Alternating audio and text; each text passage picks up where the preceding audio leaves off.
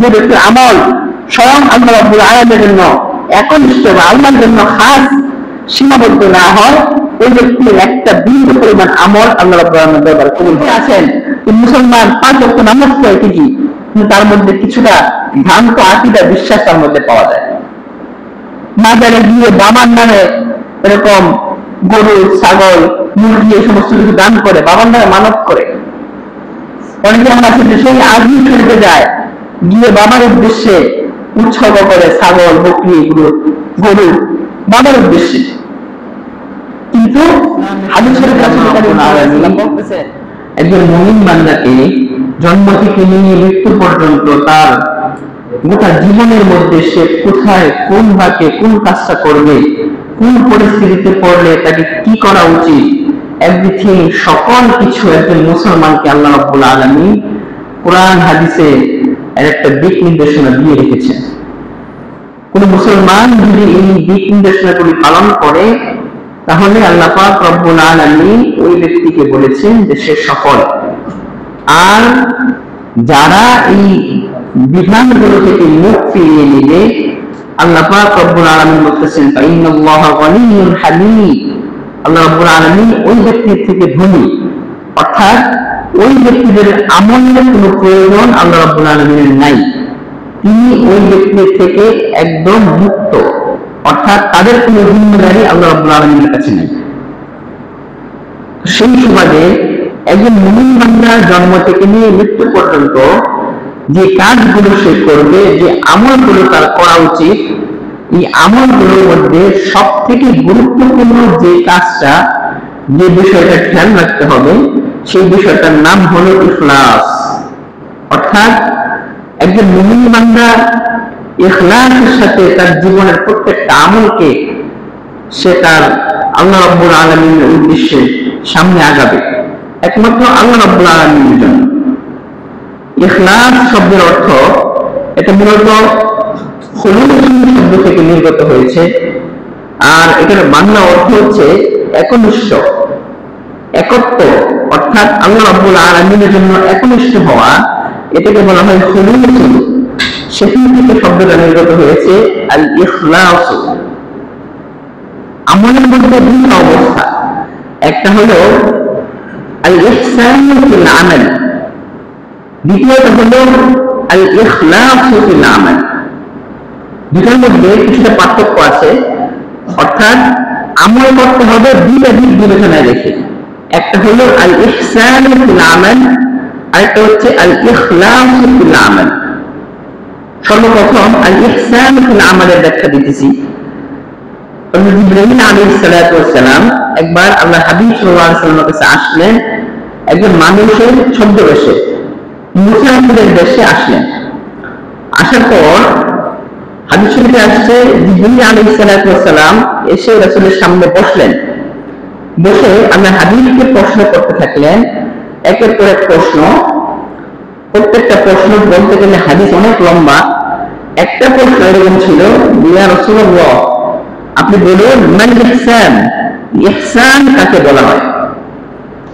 আল্লাহ হাবিব সাল্লাল্লাহু আলাইহি ওয়াসাল্লাম বললেন, ইহসান হলো আন তা'বুদাল্লাহা কান্নাকা তারাহু, যে ইবাদতের ক্ষেত্রে ইহসানটা হলো একজন বান্দা এমন ভাবে ইবাদত বন্দী করবে, তার ইবাদত বন্দীর অবস্থাটা এরকম হবে, তার মনোভাবটা, ইন্টেনশনটা এরকম হবে যে সে যেন স্বয়ং আল্লাহ রাব্বুল আলামিনকে দেখতেছে।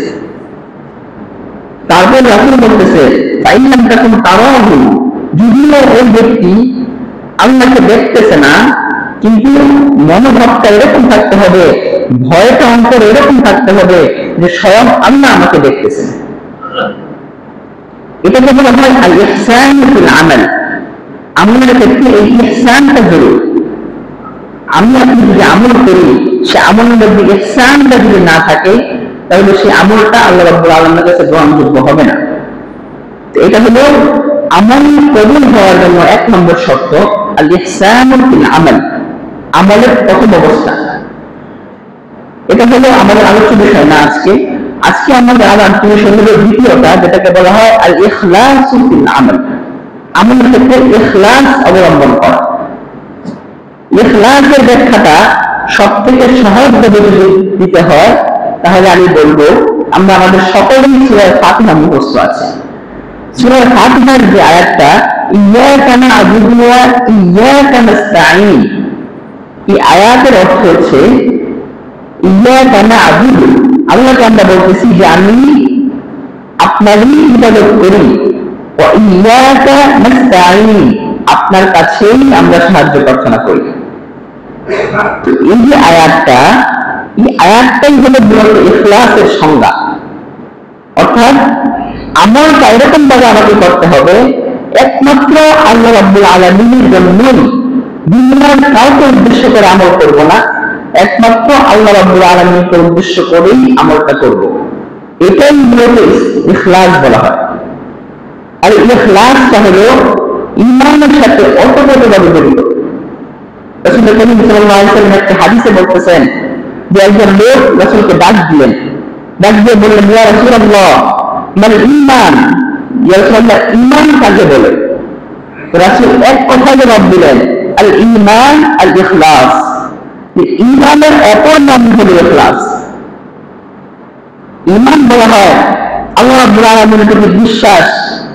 এরকম 8টা বিষয় আছে, আমরা সকলে জানি। ঈমান ও মুফাসসাল যে আমরা পড়েছি, ঈমানের মধ্যে প্রথমে আল্লাহর উপর ঈমান আনতে হবে, তারপর নবীগণের উপর ঈমান আনতে হবে, ফেরেশতাগণের প্রতি, আসমানি কিতাবসমূহের প্রতি। তো এই সব বিষয়ের সমষ্টি হলো ঈমান। আর ঈমানের অপর নাম হলো ইখলাস। আল্লাহ বলতেছেন সর্বপ্রথম আল্লাহর প্রতি একনিষ্ঠভাবে ঈমান আনতে হবে। এমন না যে আল্লাহ এক না, বললাম আল্লাহ এক, কিন্তু আমার মনের মধ্যে আছে ভিন্ন কিছু, যে আল্লাহ এক না, বা আল্লাহ সবকিছু মালিক একা না, আরো আল্লাহর সাথে সমকক্ষ আছে, যেটা শিরকির পর্যায়ে চলে যায়।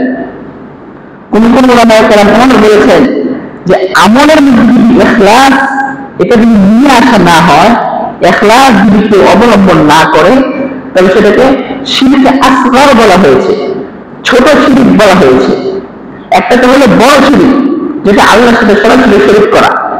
আর ইখলাস ছাড়া আমল, আমি আমল করতেছি মানুষকে দেখানোর উদ্দেশ্যে, রিয়া আমার মনের মধ্যে আছে, আমি আপনি আমল করতেছি মানুষকে দেখানোর উদ্দেশ্যে, আল্লাহর জন্য হচ্ছে না এই আমলটা।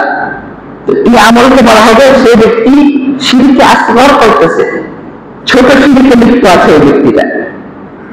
তো এই জন্য রাসূল যেটা বলেছেন যে ঈমান হলো মূলত ইখলাস। ইখলাসটা হলো আমলের মধ্যে এমন অবস্থা সৃষ্টি করা যে আমার আমলটা, আমার নিয়তটা এরকম হবে যে একমাত্র আল্লাহর জন্যই আমি আমল করতেছি।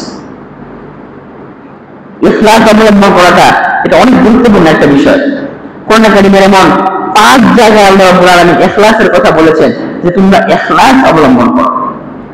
সর্বপ্রথম সূরা আ'রাফে আল্লাহ রাব্বুল আলামিন 11 নম্বর আয়াতে তিনি বলতেছেন যে কুল আমার রব্বি বিল কিসত, আল্লাহ রাসূলকে আদেশ দিচ্ছেন যে নবী আপনি বলুন আমার রব্বি বিল কিসত, যে আল্লাহ আমাকে আদেশ করেছেন ন্যায় বিচার করার। ওয়া আকিমু ওয়ুজুহাকুম ইনদা কুল্লি মসজিদ, এবং নিজের চেহারা অর্থাৎ আমার সত্তাটাকে মসজিদের দিকে ধাবিত করা, মসজিদের দিকে একনিষ্ঠ রাখা, এটার কথা আল্লাহ রাব্বুল আলামিন বলতেছেন। রাসূলকে আদেশ দিচ্ছেন রাসূল যেন সাহাবায়ে কেরামদেরকে এই কথাটা বলে। তারপর আয়াতের পরবর্তী অংশে বলতেছেন ওয়া আকিমু ওয়ুজুহাকুম ইনদা কুল্লি মসজিদ ওয়াদউহু মুখলিসিনা লাহুদ-দীন, এবং আপনি বলেন যে তোমরা আল্লাহকে ডাকো এমন অবস্থায় যে তোমরা তার দ্বীন ইসলামের প্রতি একনিষ্ঠ, অর্থাৎ দ্বীন ইসলাম ছাড়া তার হৃদয়ের মধ্যে অন্য কোন ধর্মের সংস্কৃতি, অন্য কোন ধর্মের বিধান, অন্য কোন ধর্মের বিশ্বাস তার অন্তরের মধ্যে থাকবে না। একমাত্র ইসলাম ধর্মের প্রতি একনিষ্ঠ হয়ে সে যেন আল্লাহ রাব্বুল আলামিনকে ডাকে। এটা হলো কোরআন কারীম থেকে 1 নম্বর উদাহরণ। ইখলাসের দ্বিতীয় উদাহরণ হলো সূরা বাইয়িনাতে আল্লাহ রাব্বুল আলামিন বলতেছেন, সূরা বাইয়িনার 1 আয়াত আল্লাহ বলতেছেন ওয়া মা উমিরু ইল্লা লিয়াবুদুল্লাহা মুখলিসিনা লাহুদ-দীন। এই আয়াতের অর্থ হচ্ছে যে আল্লাহ তাদেরকে আদেশ করছেন ইল্লা লিয়াবুদুল্লাহা, তারা যেন আল্লাহর ইবাদত করে, মুখলিসিনা লাহুদ-দীন, এমন অবস্থায় যেন তারা তার দ্বীন ইসলামের প্রতি একনিষ্ঠ। এটা হলো দ্বিতীয় উদাহরণ। তৃতীয় উদাহরণ হলো আল্লাহ রাব্বুল আলামিন সূরা গাফিরের একটি আয়াতে এরকম আল্লাহ রাব্বুল আলামিন বলতেছেন যে ফাদউল্লাহা মুখলিসিনা লাহুদ্দীন, তোমরা আল্লাহর ইবাদত করো এমন অবস্থায় যেন তোমরা তার দ্বীন ইসলামের প্রতি একনিষ্ঠ। তো তিনটা আয়াত আমরা এরকম পেয়ে গেলাম যে আয়াতগুলো আল্লাহ রাব্বুল আলামিন মুমিন বান্দাকে ইখলাস অবলম্বন করার কথা বলতেছে। আরো দুইটা এরকম উদাহরণ পাওয়া যায়। সূরা জিমারের দ্বিতীয় আয়াত আল্লাহ রাব্বুল আলামিন বলতেছেন যে ইন্না আনজালনা আলাইকাল কিতাবা ফা'বুদিল্লাহা মুখলিসান লাহুদ্দীন, যে আমি এই কিতাব অবতীর্ণ করেছি তোমাদের উপর, সুতরাং তোমরা তার ধর্মের প্রতি একনিষ্ঠ হয়ে যাও। আলা লিল্লাহিদ দীনুল খালিস, একনিষ্ঠ ধর্ম, ধর্মের প্রতি একনিষ্ঠ হওয়া এটা একমাত্র আল্লাহ রাব্বুল আলামিনের জন্যই সীমাবদ্ধ, অন্য কারোর জন্য এটা সাব্যস্ত না। অন্য কারোর জন্য একনিষ্ঠ হওয়া যাবে না, স্বয়ং আল্লাহ রাব্বুল আলামিনের জন্যই আমাকে আপনাকে একনিষ্ঠ হতে হবে, এটাই আল্লাহ রাব্বুল আলামিনের আদেশ। তো এই হলো কোরআন কারীম থেকে উদাহরণ। আল্লাহ রাব্বুল আলামিন বিভিন্ন জায়গায় এরকম ছড়িয়ে ছিটিয়ে আছে আয়াতগুলো যে আল্লাহ বলতেছেন যে তোমরা ধর্মের প্রতি একনিষ্ঠ হয়ে তারপর ইবাদত বন্দেগী করো।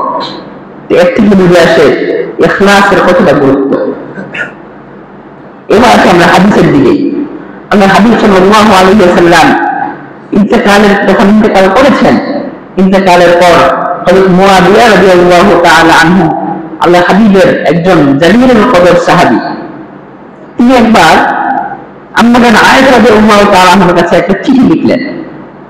চিঠির ভাষাটা এরকম: কাতাবা মুআবিয়া রাদিয়াল্লাহু তাআলা আনহু ইলা আয়েশা উম্মুল মুমিনিন রাদিয়াল্লাহু তাআলা আনহা।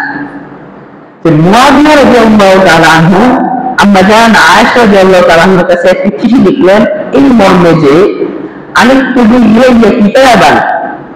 মুআবিয়া রাদিয়াল্লাহু তাআলা বলতেছেন আম্মা জান আয়েশা রাদিয়াল্লাহু তাআলা আনহাকে যে আপনি আমাকে আরেকটি চিঠি দিয়ে আমার চিঠির জবাব আপনি দিবেন, যে চিঠির মধ্যে আপনি লিখবেন যে কিভাবে আনিকতুবু ইলাইয়া কিতাবান তুসিনি ফিহি, যে আমার কিছু নসিহত আপনি করবেন যে আমি আমার জীবনকে কিভাবে পরিচালনা করব। তারপর চিঠির মধ্যে আরো লিখে দিলেন ওয়ালা তুসিনি আলাইয়া, যে বড় করে কোনো নসিহত না, ছোট করে কোনো নসিহত করবেন, যে নসিহত একটা নসিহতের দ্বারা আমি জান্নাত পেতে পারি এবং সফল হতে পারি। তো আম্মা জান আয়েশা রাদিয়াল্লাহু আনহা মুআবিয়া রাদিয়াল্লাহু আনহু চিঠির জবাব লিখলেন এইভাবে। প্রথমে লিখলেন সালামুন আলাইহি, যে তোমার উপর শান্তি বর্ষিত হোক। আম্মা বাদ, হামদ এবং আল্লাহ রাব্বুল আলামিনের শুকরিয়া আদায়ের পর শুরু করছি এইভাবে।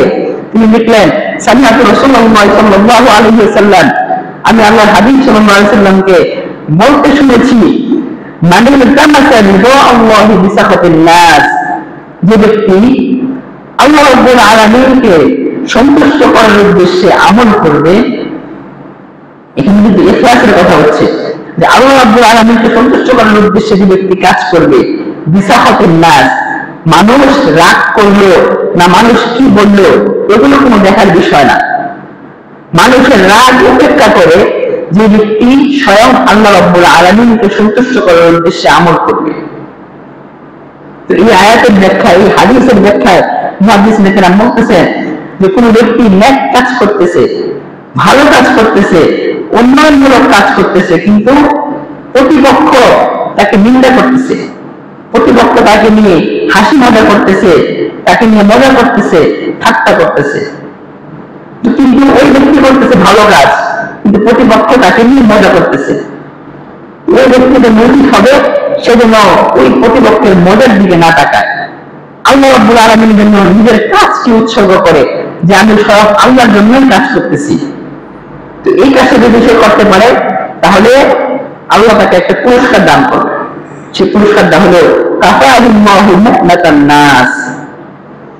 আল্লাহ রাব্বুল আলামিন বলতেছেন ওই ব্যক্তির জন্য আল্লাহ যথেষ্ট হয়ে যাবেন, এবং মানুষের নিন্দা, মানুষের যদি তাকে অনিষ্ট করতে চায়, ক্ষতি করতে চায়, সকল ক্ষতি অনিষ্ট থেকে আল্লাহ রাব্বুল আলামিন ওই ব্যক্তিকে হেফাজত করবে।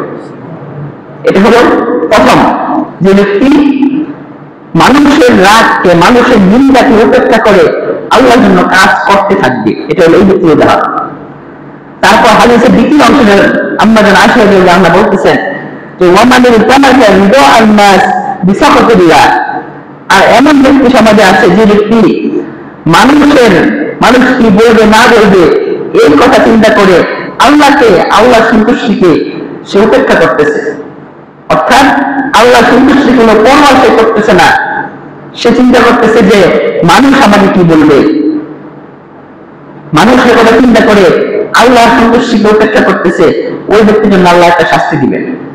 শাস্তিটা হলো ওয়াকালাহুল্লাহু ইলান নাস, ওই ব্যক্তিকে আল্লাহ মানুষের মধ্যে ছেড়ে দিবেন। মানুষ ওই ব্যক্তিকে খারাপ আচরণ করবে, ওই ব্যক্তির সাথে খারাপ আচরণ করবে, ওই ব্যক্তির সাথে মারবে, মানুষ খারাপ ব্যবহার করবে। অর্থাৎ যত ধরনের অনিষ্ট আছে মানুষের, সকল অনিষ্ট ওই ব্যক্তির সাথে ঘটবে, কিন্তু আল্লাহ রাব্বুল আলামিন ওই ব্যক্তিকে হেফাজত করবেন না। এটা হলো ওই ব্যক্তির উদাহরণ, যে ব্যক্তি ইখলাস ছাড়া আমল করবে, আল্লাহ সন্তুষ্টিকে উপেক্ষা করবে, ওই ব্যক্তির জন্য হলো এই শাস্তি। তো এই ছিল আম্মা জান আয়েশা রাদিয়াল্লাহু আনহার চিঠি। আরো একটা হাদিসে এরকম পাওয়া যায় যে একজন মুমিন ব্যক্তির হৃদয় তিনটি কাজ করা থেকে কখনো বিরত থাকতে পারে না। সমাজের তিনটা অবস্থা, তিনটি ক্ষেত্রে একজন মুমিন বান্দার হৃদয় কখনো নিজের হৃদয়কে বা নিজেকে আটকে রাখতে পারবে না, সে ওই কাজগুলো করবেই। এক নম্বর হলো ইখলাসুল আমালি লিল্লাহ, যে আমলগুলো হবে আল্লাহর জন্য একনিষ্ঠ, শুধুমাত্র আল্লাহর জন্য আমল হবে, অর্থাৎ ইখলাস অবলম্বন করবে আমলের ক্ষেত্রে। এই কাজটা একজন মুমিন বান্দা কখনো এই কাজ থেকে বিরত থাকতে পারে না। দ্বিতীয়ত হলো মুনাফাকাতু আইম্মাতুল মুসলিমিন, সমাজের নেতা যারা হবে, সমাজের নেতা শ্রেণী যারা হবে, নেতাদের মানুষ বলতে নেতা বলতে মানুষ, তো তাদের দ্বারা যদি কোনো সময় কোনো ভুল ত্রুটি প্রকাশ পায়, তো একজন প্রকৃত মুমিন বান্দা কখনো সে চুপ থাকতে পারবে না। সে ওই নেতার ভুল, ওই সমাজের যে প্রতিনিধিত্ব করতেছে সমাজের প্রধান, তার ভুল একজন মুমিন বান্দা ধরিয়ে দিবে। এটাই হলো মুমিন বান্দার ঈমানের দাবি।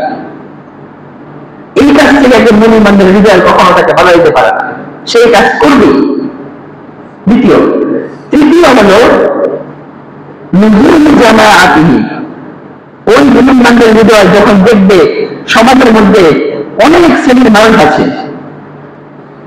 দেখবেন ভালো পোশাকধারী এরকম লোক, দেখবেন অনেক ভালো দেখা যাচ্ছে, দাড়ি টুপি পাগড়ি সবকিছু আছে, কিন্তু ওই ব্যক্তির মধ্যে বিদআতে ভরা, সে শিরকে লিপ্ত আছে।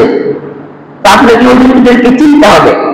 ওই ব্যক্তিদেরকে চিনে আপনি যখন বুঝতে পারবেন যে না, একটা দল এমন আছে যে শুধুমাত্র হকের উপরেই আছে, তার দ্বারা খারাপ কাজ করছে না, সে সরাসরি সিরাতুল মুস্তাকিমের উপর আছে, যখন আপনি এমন একটা দল খুঁজে পাবেন, ওই ব্যক্তিকে আপনি সাপোর্ট করবেন, ওই দলকে আপনি সাপোর্ট করবেন, এটাই হলো একজন মুসলমানের ঈমানের দাবি। আর হকের দলের উপর সাপোর্ট করা থেকে একজন মুমিনের হৃদয় কখনো তাকে বাধা দিতে পারে না। এই তিনটা কাজ একজন মুমিন বান্দার হৃদয় অবশ্যই করবে। এই কাজগুলো থেকে মুমিন বান্দা কখনো পিছনে উঠতে পারে না।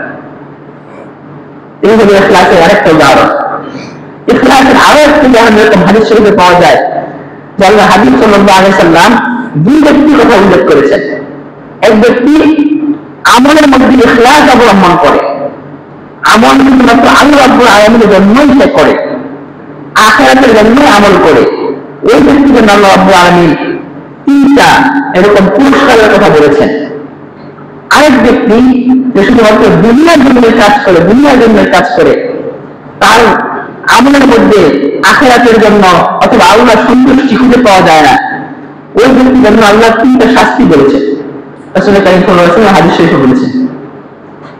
হাদিস হলো এরকম যে মান কানা ফিদ দুনিয়া হাম্মাহু, দুনিয়া তাকে গ্রাস করে ফেলেছে। প্রথমে বলতেছে দুনিয়াদারি ব্যক্তির কথা, যে ব্যক্তি আমল করতেছে না, দুনিয়াকে বেশি প্রাধান্য দিচ্ছে। সে যেই কাজ করো, সে চিন্তা করতেছে আগামীতে কি হবে, সে চাকরি ব্যবসা নিয়ে ব্যস্ত, নামাজ হচ্ছে, সে মসজিদে আসতেছে না, হজ খরচ হয়ে গেছে, বর্তমান হজের সিজন চলতেছে, হজ তার উপর খরচ, কিন্তু সে হজ করতেছে না। এই কাজগুলো যে করবে তাকে আল্লাহ রাব্বুল আলামিন তিনটা শাস্তি দিবেন। এক নম্বর শাস্তি হলো ফাররাকাল্লাহু আলাইহি আমরা, ওই ব্যক্তি তার জীবিকা নির্বাহের জন্য দৈনন্দিন যে সমস্ত কাজকর্ম সে করে থাকে, একটা কাজ একটা দপ্তরে গিয়ে বা একটা অফিসে গিয়ে এক জায়গা থেকেই তার হাসিল করা সম্ভব ছিল, ওই সহজ কাজটাকে আল্লাহ রাব্বুল আলামিন তার জন্য কঠিন করে দিলেন। অর্থাৎ হাদিসে মাঝে এরকম ফারাকাল্লাহু আলাইহি আমরা, তার বিষয়গুলিকে আল্লাহ রাব্বুল আলামিন ছড়িয়ে দিবেন। অর্থাৎ এক জায়গা থেকে হাসিল হওয়া কাজটাকে আল্লাহ রাব্বুল আলামিন 3-4 জায়গায় এরকম ছড়িয়ে দিবেন।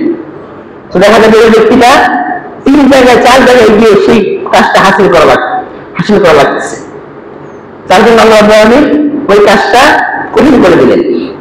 এটা হলো 1 নম্বর শাস্তি।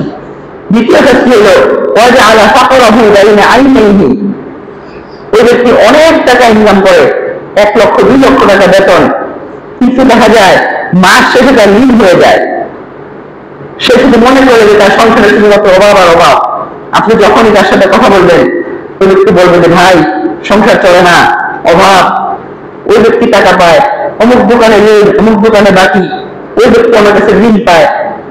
তো এরকম ওই ব্যক্তির চোখে শুধু ঋণ আর ঋণ দেখবে, দারিদ্রতা আর দারিদ্রতা দেখবে। ওই ব্যক্তির চোখে কখনো প্রাচুর্যতা বা ধনাঢ্যতা আল্লাহ রাব্বুল আলামিন কখনো দেখাবেন না। তো যে ব্যক্তি এরকম সামনে এরকম শুধুমাত্র অন্ধকার দেখে, এটা ওই ব্যক্তি, এটা আল্লাহ রাব্বুল আলামিনের একটা শাস্তি, যে ব্যক্তি শুধুমাত্র দুনিয়ার জন্য কাজ করে। দ্বিতীয় শাস্তি। তৃতীয় শাস্তি হলো ওয়ালাম ইয়াতিহি মিনাদ দুনিয়া ইল্লা মা কাতাবাল্লাহু লাহু। তো দুনিয়ার ব্যক্তি দেখবেন অনেক বেশি দুনিয়া অর্জন করতে চায়, অমুক জায়গায় হাত দেয়, এই কাজটা করতে চায়, ওই কাজটা করতে চায়। সে চেষ্টা করে দুনিয়ার সমস্ত সম্পদ তার নিজের ব্যাংক অ্যাকাউন্ট নিয়ে আসবে। ভাবটা এরকম থাকে তার। কারণ আযান হচ্ছে, নামাজের খবর নাই, হজ দেওয়ার খবর নাই, যাকাত দেওয়ার খবর নাই। তো আল্লাহর কাজ যে ব্যক্তি করতেছে না, ওই ব্যক্তির জন্য আপনি কি আশা করতে পারেন? তার মনোভাব তো এরকম যে আমি দুনিয়া ইনকাম করবো, আমার সন্তানের ভবিষ্যতের জন্য আমি আরো বেশি ইনকাম করবো, আরো বেশি ইনকাম করবো।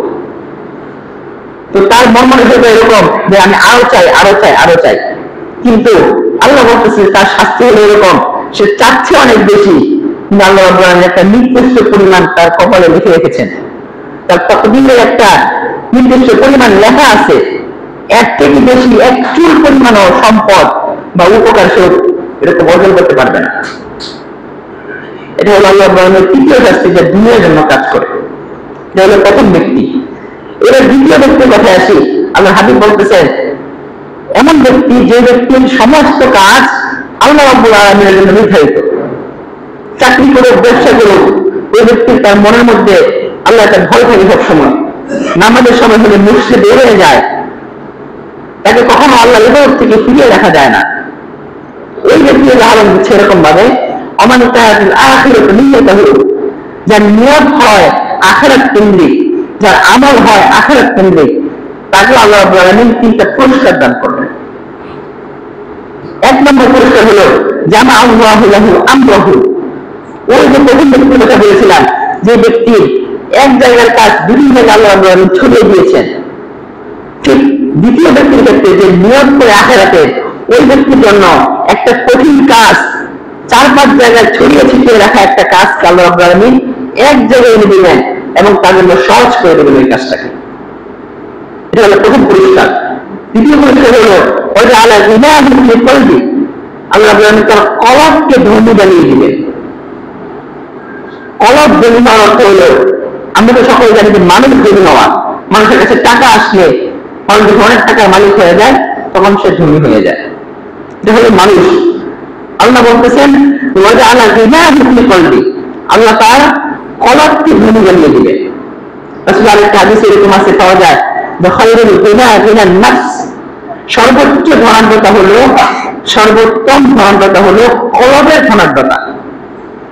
কোন ব্যক্তির হৃদয় যদি ধনী হয়ে যায়, ওই ব্যক্তির জন্য দুনিয়ার আর কোনো কিছু থাকে না, দুনিয়ার সবকিছু তার জন্য তুচ্ছ হয়ে যায়। সে দেখা যায় অনেক বড় বিপদে পড়েছে, কিন্তু তার মনের মধ্যে কোনো দুঃখ থাকবে না। সে চিন্তা করবে, যার হৃদয় ধনী, সে চিন্তা করবে বিপদ দিয়েছে আল্লাহ, নিয়ে যাবেন আল্লাহ, আমার কোনো কিছু করার নাই এখানে। ওই ব্যক্তি শুধু কি করবেন? আল্লাহর কাছে দোয়া করবেন। দুনিয়ার কারণে মুখাপিক্ষি হবে না, কারণ কাছে হাত পাকবে না, আল্লাহ রাব্বুল আলামিন তাকে কুদরতিভাবে তার রিজিকের ব্যবস্থা আল্লাহ করে দিবেন। এটা হচ্ছে দ্বিতীয় পুরস্কার, যে যার নিয়ত আখিরাত কেন্দ্রিক হবে। তৃতীয় পুরস্কার হলো ও আতাত্তি দুনিয়া ওহিয়া রাহিমা, ওই ব্যক্তি টাকার পিছনে ছুটবে না, সে দ্বীন ইসলামের দিকে ছুটবে, আল্লাহর দিকে ছুটবে, টাকা তার পিছনে দৌড়াবে। হাদিসে বসে এরকম মহিলা রাহিমা, ওই ব্যক্তি চাচ্ছে না টাকা, তার অনিচ্ছা সত্ত্বেও দুনিয়া তার কাছে এসে ধরা দিচ্ছে। এটা হলো তৃতীয় পুরস্কার। তো প্রথম ব্যক্তি যার আমলের মধ্যে ইখলাস নাই, যার আমল আল্লাহর জন্য না, ওই ব্যক্তির জন্য কিন্তু শাস্তি। আর যার আমল আল্লাহর জন্য একনিষ্ঠ শুধুমাত্র, তার জন্য আল্লাহ রাব্বুল আলামিন তিনটা পুরস্কার দিলেন।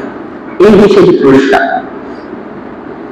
এখন যে ব্যক্তি দুনিয়ার জন্য আমল করবে, মানুষকে দেখানোর উদ্দেশ্যে প্রত্যেক বন্দেগী সে করতেছে, দান খয়রাত করতেছে এই উদ্দেশ্যে, মানুষটাকে নামাজের বলবে, হজ করতেছে, মানুষটাকে হাজি বলবে, এদিন ব্যক্তি খাওয়াচ্ছে, তো সে বলবে যা কত ন্যাক কাজ করতেছে ওই ব্যক্তিটা। যেরকম দুনিয়ার উদ্দেশ্যে কাজ করবে, তার জন্য আল্লাহর হাবিব সাল্লাল্লাহু আলাইহি ওয়াসাল্লাম আরো একটি দুর্ভোগের কথা বলতেছে। হাদিসের ভাষায় এরকম যে এক ব্যক্তি আল্লাহর হাবিব সাল্লাল্লাহু আলাইহি ওয়াসাল্লামের কাছে আসলেন। আসার পর তিনি জিজ্ঞেস করতেছেন, ইয়া রাসূলুল্লাহ, আরাআইতাল রাজুলা গাযা ইয়ালতামিসু আজরা ওয়া যিকরা, যে এমন একটা ব্যক্তি, ওই ব্যক্তি সম্পর্কে আপনার কি মতামত, যে ব্যক্তি তার সমস্ত কাজগুলো আঞ্জাম দিচ্ছে মানুষের আজর, মানুষ থেকে প্রশংসা এবং মানুষের পরিমাণ পাওয়ার উদ্দেশ্যে সে আমল করতেছে। আল্লাহ হাবিব বলতেছেন লা শাইআ লাহু, ওই ব্যক্তির জন্য কিছুই নাই। অর্থাৎ সে আমল করতেছে, তার আমলের কোনো ফায়দাই ওই ব্যক্তির জন্য নাই। তো ওই সাহাবী তিনবার একই প্রশ্ন আল্লাহ হাবিবকে করলেন। হাদিস আসছে ফাআদাহা সালাসা মাররাতিন, তিনবার সে একই কথার পুনরাবৃত্তি করলেন, কিন্তু আল্লাহর হাবিব তিনবারই একই কথা বললেন লা শাইআ লাহু, ওই ব্যক্তির জন্য আমলের মধ্যে কোনো সওয়াব সে পাবে না। তারপরে রাসূল বলতেছেন ইন্নাল্লাহ তাআলা লা ইয়াকবালু মিনাল আমালি ইল্লা মা কানা লাহু খালিসা, যে ব্যক্তির আমল স্বয়ং আল্লাহ রাব্বুল আলামিনের জন্য একনিষ্ঠ বা আল্লাহর জন্য খাস সীমাবদ্ধ না হয়, ওই ব্যক্তির একটা বিন্দু পরিমাণ আমল আল্লাহ রাব্বুল আলামিনের দরবারে কবুল হবে না। তার সন্তুষ্টির উদ্দেশ্যে কোন আমল যদি কেউ করে, তিন পরিমাণ সওয়াব ওই ব্যক্তির আমল নামে যাবে না। এই হলো ইখলাস অবলম্বন করার ফজিলত। হাদিস শরীফে আসছে রাসূল সাল্লাল্লাহু আলাইহি ওয়াসাল্লাম এমন একটা হাদিসে বলতেছে যে দুনিয়ার সমস্ত কিছু হলো আল্লাহ রাব্বুল আলামিনের জন্য। আল্লাহর সন্তুষ্টি ছাড়া যদি কেউ কোনো কাজ করে আর যাকে উদ্দেশ্য করে করবে, তার জন্য সে আমলটা চলে যাবে। হাদিসের ভাষাটা এরকম, আল্লাহ হাবিব সাল্লাল্লাহু আলাইহি ওয়াসাল্লাম বলতেছে যে ইন্নাল্লাহা আযজা ওয়া জাল্লা বিল্লাহি আযজা ওয়া জাল্লা, দুনিয়ার সকল কাজ একমাত্র আল্লাহ রাব্বুল আলামিনের জন্য সীমাবদ্ধ। সামনে কিছুদিন পর আমাদের কুরবানির ঈদ আসতেছে, তো ঈদে আমরা কুরবানি করব, কুরবানি গুলো হবে একমাত্র আল্লাহ রাব্বুল আলামিনের জন্যই। তো আজকে ইখলাস সম্পর্কে আলোচনা করার উদ্দেশ্য এটাই যে সামনে যে কুরবানির ঈদ আসতেছে, আগে থেকে যদি আমার নিয়ত আমি পরিশুদ্ধ না করি, আল্লাহর জন্য ইখলাস আমি অবলম্বন না করি, কুরবানির ক্ষেত্রে আমি ইখলাস অবলম্বন করতে না পারি, আল্লাহর জন্য একমাত্র করতে না পারি, তাহলে সেই কুরবানি আমার জন্য বর্তমান দুনিয়াতে আখিরাতে কোথাও কোনো ফায়দা হবে না। কুরবানির ক্ষেত্রে আল্লাহ রাসূলকে আল্লাহ রাব্বুল আলামিন শিক্ষা দিচ্ছেন যে আপনি বলুন কুল ইন্না সলাতি, যে আমার নামাজ, ও নুসুকি আমার কুরবানি, আমার ত্যাগ, ও মাহইয়ায়া আমার জীবন, ও মামাতি আমার মৃত্যু, লিল্লাহি রাব্বিল আলামিন, একমাত্র বিশ্বজাহানের প্রতিপালকের জন্য। আল্লাহ শিক্ষা দিচ্ছেন রাসূলকে যে আমার নামাজ, আমার ত্যাগ, আমার কুরবানি, আপনি ত্যাগ স্বীকার করবেন, আপনার লস হবে না। এমন হয় যে বিভিন্ন জায়গায় একটা সুন্দর উদাহরণ আছে এটা, যে আপনি আজকে যে চাকরিটা করতেছেন, চাকরিগুলো দেখা যায় হয়তো জোহরের নামাজের সময় আপনাকে দিচ্ছে না, আপনার বস আপনার চাকরি থেকে সেখানে জোহরের নামাজের সময় আপনাকে দিচ্ছে না, তা আপনি কি করলেন? আল্লাহর প্রতি ভরসা করে ইখলাস অবলম্বন করে চাকরিটা ছেড়ে দিলেন। তো এর দ্বারা কি হবে? এর দ্বারা আল্লাহ রাব্বুল আলামিন আপনাকে তিনটা পুরস্কার দান করবে। কলমের ধন দান করবেন, রিজিকের ব্যবস্থা আল্লাহ রাব্বুল আলামিন আপনার জন্য করে দিবেন। কিন্তু আজ যদি আপনি মানুষের কথা চিন্তা করে ভাবেন, যা চাকরি ছাড়লে আমি কি খাবো, আমার অবস্থা কি হবে, ওই চিন্তা আপনি করলে যদি করেন, তাহলে আল্লাহ রাব্বুল আলামিন কিন্তু শাস্তি আপনাকে দান করবেন। রিজিক আপনার জন্য দূরে করে দিবেন আল্লাহ। অনেক চেষ্টা করলে রিজিক আপনি হাসিল করতে পারবেন না। দারিদ্রতা আপনাকে গ্রাস করবে, দুনিয়াতে আপনি অনেক দিতে চেষ্টা করবেন, কিন্তু আল্লাহ রাব্বুল আপনাকে অল্পই দিবেন, বেশি দিবেন না। এই জন্য আল্লাহ শিক্ষা দিচ্ছেন যে কুরবানি, নামাজ সবকিছু একমাত্র আল্লাহ রাব্বুল আলামিনের জন্য আমাকে সীমাবদ্ধ করতে হবে, তাহলে যদি কিছু পাই আমি, আর না হলে কোনো কিছু পাওয়ার কোনো অপশন নেই। তো কুরবানি গুলো আল্লাহর জন্য যেন হয়, এই চেষ্টা আমরা এখন থেকে আমাদের নিয়ত গুলোকে পরিশুদ্ধ করতে থাকবো। এখন তো কুরবানির সময় সারা বছর দেখা যায় অনেকে আছেন মুসলমান 5 ওয়াক্ত নামাজ পড়ে ঠিকই, কিন্তু তার মধ্যে কিছুটা ভ্রান্ত আকীদা বিশ্বাস তার মধ্যে পাওয়া যায়। মাজারে গিয়ে বাবার নামে এরকম গরু, ছাগল, মুরগি এই সমস্ত কিছু দান করে, বাবার নামে মানত করে। অনেকে আমরা আছে যে সেই আজমি শরীফে যায়, গিয়ে বাবার উদ্দেশ্যে উৎসর্গ করে ছাগল, বকরি, গরু বাবার উদ্দেশ্যে। কিন্তু হাদিস শরীফে রাসূল কারীম সাল্লাল্লাহু আলাইহি ওয়াসাল্লাম বলতেছে যে আল্লাহর উদ্দেশ্য ছাড়া বাকি অন্য কারোর উদ্দেশ্যে যদি কেউ কোনো কুরবানি বা কোনো কিছু পাঠায়, তাহলে তার বিন্দু পরিমাণ সওয়াব বা তার কোনো পরিমাণ সওয়াব আল্লাহ রাব্বুল আলামিন দেন না। হাদিসে আসছে যে আল্লাহ রাব্বুল আলামিনের সমস্ত কাজ একমাত্র তার জন্য তোমরা নির্ধারণ করো। ওয়ালা তাকুলু সালাসা, এরকম বলো না যে হাযা লিল্লাহ ওয়া লির-রাহি, যে আমার এই কাজটা, আমার এই আমলটা বা আমার এই কুরবানিটা এটা আমি আল্লাহর জন্য দিচ্ছি, আরেকজনকে সন্তুষ্ট করার উদ্দেশ্যে একজন মানুষের নাম নিলেন যে বাবাকে সন্তুষ্ট করার উদ্দেশ্যে আমি কুরবানি করতেছি। রাসূল বলেন ফাইন্নাহা লির-রাহি, যাকে উদ্দেশ্য করে করতেছে ওই ব্যক্তির নামে চলে যাবে ওই কুরবানিটা, আল্লাহর জন্য কিছুই থাকবে না এখানে। ওয়ালাইসা লিল্লাহি মিনহা শাইউন, ওই কুরবানি থেকে কিঞ্চিৎ পরিমাণ আল্লাহর জন্য থাকবে না। যার নামে সন্তুষ্ট করার জন্য যাকে দিচ্ছে ওই ব্যক্তির নামে চলে যাবে। এই জন্য এই সমস্ত কাজ করা যাবে না। জীবনের প্রতিটা ক্ষেত্রে যতটা কাজ আমরা করব, সবগুলো কাজের মধ্যে আল্লাহ রাব্বুল আলামিন সন্তুষ্ট করার উদ্দেশ্য আমরা রাখবো। আগে আমাদের নিয়তকে পরিশুদ্ধ করে নিব, আর না হলে রাসূল আরো একটা হাদিসে এরকম বলেন যে আদ-দুনিয়া মালউনা, দুনিয়ার পুরা সবকিছু হলো অভিশপ্ত, ইল্লা মা বুদিয়া লাহু, যে কাজটা আল্লাহ সন্তুষ্টির সাথে করা হয় সেই কাজগুলো দুনিয়ার সবকিছু অভিশপ্ত। যে কাজ আল্লাহর নাম নিয়ে শুরু করবে, আল্লাহ সন্তুষ্টির জন্য করবে, একমাত্র সেই কাজটাই প্রশংসনীয় কাজ, এছাড়া সমস্ত কাজ দুনিয়ার অভিশপ্ত। রাসূল হাদিসে এটা বলতেছে। এই জন্য আমলগুলো আমাদের যেন এরকম হয়, স্বয়ং আল্লাহ রাব্বুল আলামিনের জন্যই যেন হয়। আর যারা ইখলাস অবলম্বন করে তাদেরকে বলা হয় আরবিতে মুখলিস।